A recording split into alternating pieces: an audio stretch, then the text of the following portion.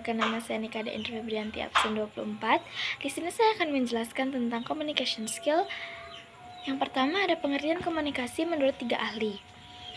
Joseph R. Dominic pada tahun 2013 adalah komunikasi efektif adalah proses penyampaian informasi, gagasan, dan perasaan secara jelas dan tepat kepada orang lain sehingga tujuan yang diinginkan dapat tercapai. Yang kedua ada David Caberlo pada tahun 1960. Komunikasi efektif melibatkan proses pengiriman dan penerimaan pesan yang dipengaruhi oleh faktor-faktor seperti sumber, pesan, saluran, dan penerimaan. Yang ketiga ada Dale Carnegie pada tahun 1936. Komunikasi efektif melibatkan kemampuan untuk memahami dan merespon kebutuhan dan perasaan orang lain sehingga hubungan yang kuat dan harmonis dapat dibangun. Kesimpulan yang dapat diambil dari 3 pengertian para ahli tersebut adalah komunikasi merupakan pertukaran informasi dari orang satu ke yang lainnya untuk mendapatkan lebih banyak informasi. Yang kedua ada unsur-unsur komunikasi. Komunikasi memiliki 7 unsur.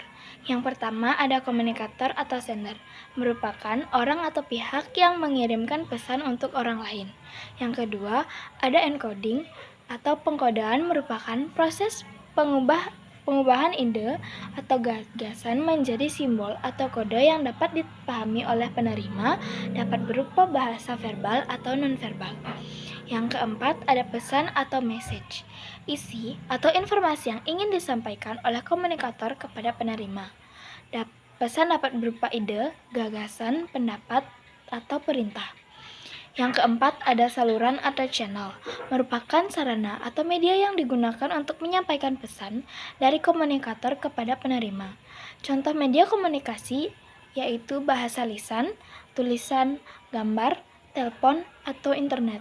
Yang kelima ada pengkodaan atau decoding, merupakan proses mengubah simbol atau kode yang diterima menjadi makna atau arti yang dapat dipahami oleh penerima. Decoding dilakukan oleh penerima pesan. Yang keenam ada komunikan atau receiver. Receiver merupakan orang atau pihak yang menerima pesan dari komunikator. 7. Umpan balik atau feedback, merupakan tanggapan atau reaksi dari penerima pesan yang menunjukkan bahwa pesan telah diterima dan dipahami. Yang ketiga ada jenis-jenis komunikasi. Yang A, jenis komunikasi berdasarkan cara penyampaian informasi. Yang pertama ada tertulis, adalah jenis komunikasi yang menggunakan tulisan sebagai sarana penyampaian informasi. Contohnya surat lamaran kerja. Yang kedua ada lisan, adalah jenis komunikasi yang menggunakan bahasa lisan sebagai sarana untuk menyampaikan informasi. Contohnya percakapan antara 2 teman. Yang B, berdasarkan cara aliran informasi. Yang pertama, satu arah adalah jenis komunikasi yang hanya melibatkan pengiriman informasi dari satu pihak ke pihak lain tanpa adanya feedback. Contohnya penyiar radio yang membacakan sebuah berita. Yang kedua, ada 2 arah atau jenis komunikasi yang melibatkan pengiriman informasi dari pihak satu ke pihak lain sehingga menjadi interaksi dan terjadinya umpan balik. Contohnya percakapan antara pelanggan dan penjual di sebuah toko. Yang C, berdasarkan perilaku. Yang pertama, formal, adalah jenis komunikasi yang dilakukan dalam situasi resmi dengan menggunakan bahasa yang sopan dan terstruktur dengan jelas. Contohnya, presentasi laporan kerja. Yang kedua, informal, merupakan jenis komunikasi yang dilakukan dalam situasi santai dengan menggunakan bahasa yang lebih bebas. Contohnya, percakapan 2 orang yang sedang membahas film. Ketiga, non-formal, adalah jenis komunikasi yang tidak sepenuhnya formal atau informal, tetapi memiliki struktur dan tujuan yang jelas. Contohnya, diskusi kelompok tentang keterampilan komunikasi. Yang D, berdasarkan ruang lingkup. Yang 1, internal, adalah jenis komunikasi yang terjadi dalam organisasi antara anggota atau departemen. Contohnya, rapat staf di sebuah perusahaan membahas strategi pemasaran baru. Yang kedua, ada eksternal, adalah jenis komunikasi yang terjadi antara organisasi dengan pihak luar seperti pelanggan, pemasok, masyarakat. Contohnya, iklan produk baru di televisi untuk mempromosikan kepada masyarakat luas. Yang keempat, ada faktor-faktor yang mempengaruhi proses komunikasi. 1. Keberagaman budaya dapat mempengaruhi cara orang berkomunikasi, memahami pesan, dan merespon karena keberagaman budaya dapat menyebabkan kesalahpahaman. Kedua, kesalahan dalam menerima pesan dapat terjadi karena adanya gangguan, distraksi, atau kurangnya perhatian. Yang ketiga, emosi. Emosi yang kuat dapat menyebabkan reaksi impulsif atau tidak rasional.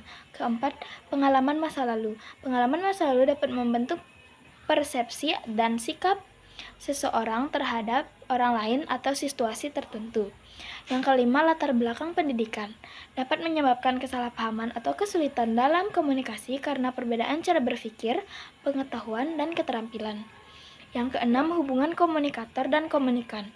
Hubungan dekat atau renggang memengaruhi kelancaran komunikasi.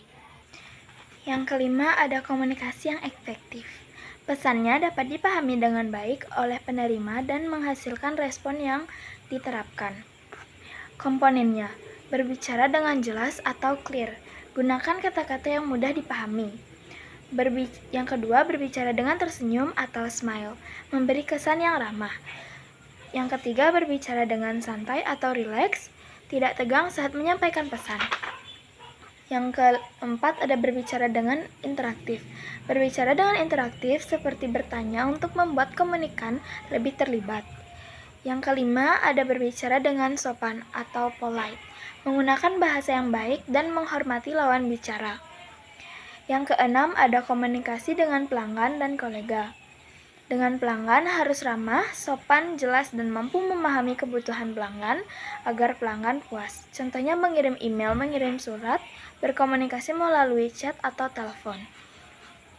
Yang kedua, dengan kolega harus terbuka, jujur, saling menghargai, dan menjaga hubungan kerja yang baik. Contohnya melakukan rapat, melakukan presentasi, dan mengirim email tentang pekerjaan yang sedang dibahas. Yang ketujuh, ada komunikasi antar daerah. Contohnya, berkomunikasi dengan bahasa daerah. Namun, karena di setiap daerah memiliki perbedaan bahasa, dapat menghambat suatu komunikasi terjadi.